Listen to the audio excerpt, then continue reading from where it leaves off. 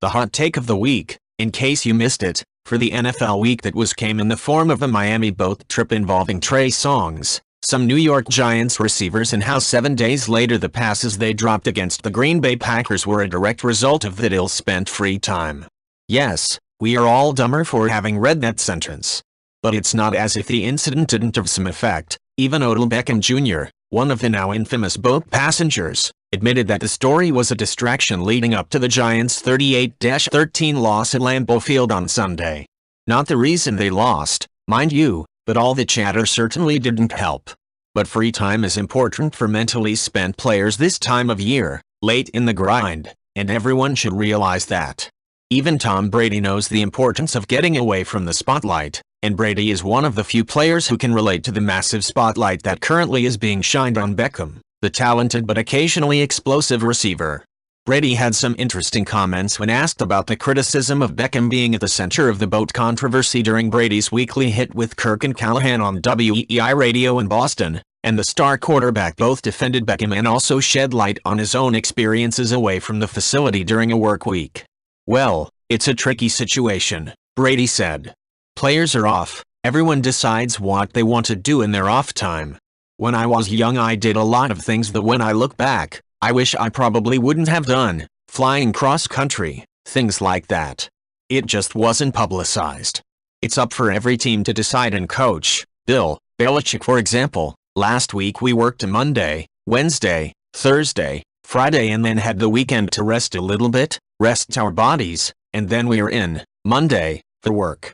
The Chiefs, they had the whole week off. Every team has a different personality, and obviously when you win, it takes care of all those things. It sucks when you lose." Right? Beckham can relate to that last part, and had he played well and the Giants not lost, this boat story would have sunk immediately. Instead, it became the Tony Romo and Jessica Simpson story of this generation, fairly or not. Beckham is barely 24 years old and is starting to learn the power of social media, something Brady didn't really contend with until later in his career. In fact, Brady spoke of one time he left the Patriots facility, perish the thought, when he was injured, before later thinking better of it.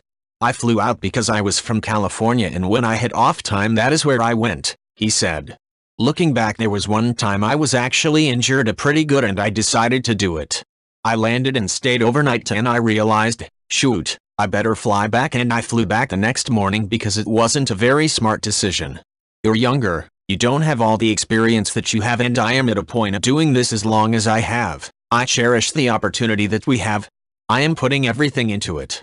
I will have time at the end of the year to do things I need to do, but right now it's focus on what my job is, and that is to put everything I have into this week." Right? And even if Beckham more than made up for it with his work on the Packers after returning to the team, the perception is reality world we live in isn't going to see that.